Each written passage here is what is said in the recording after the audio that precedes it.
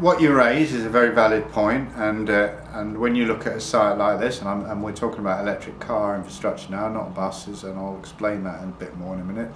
But I think there's a big issue here on this site is a rapid charger, which can charge a car in 20 minutes.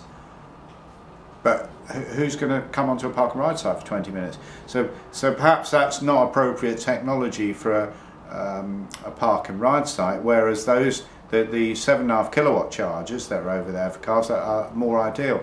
Now, as they bring more rapid chargers into the city as part of the ultra low network, that's more appropriate, because they'll probably be looking at the timed parking bays and various ways of managing that in that way. Now, I'm afraid that I insist that electric bus infrastructure is kept completely separate from EVs and private EVs and taxis, because we're running commercial operations where we contract out this stuff. So we're delivering a contractual agreement on the access to chargers.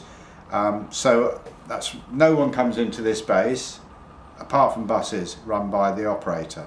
And same with so that's how I deal with that problem, because I have no doubt it would be a problem, because we enforce our bus lanes. Between 4 and 6, people can't park in the bus lane, and the reason they don't park is because it's been enforced, and their cars have been impounded. Now, but still, occasionally, of course, you'll get a car driver that will do that.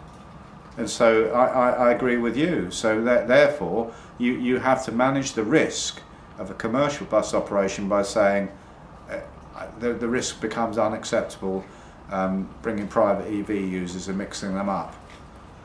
And there's also other things. If I've got 2 rapid chargers, say on the side of a road, and that's on a bus stand as well, so that's got a traffic regulation order on it to say that's what it's for. And a bus stand and a bus stop, they're slightly different. A bus stand you can be on for 10 minutes or something like that, or we can make a length of time where charging is feasible. Now you can't start mixing cars into this. What we do, when you write a contract for someone else to make money on a bus service, you can't start messing around with that contract and putting caveats in saying, by the way, you've got to let the public in to use your kit that you've got for 5 years on this contract. Because I know the way health and safety is very strong in this industry, and they wouldn't allow that, and I think quite rightly so, because you could end up with people coming onto the site with no sort of health and safety awareness of bus operation, and you've got silent vehicles, weighing 11 tons moving around.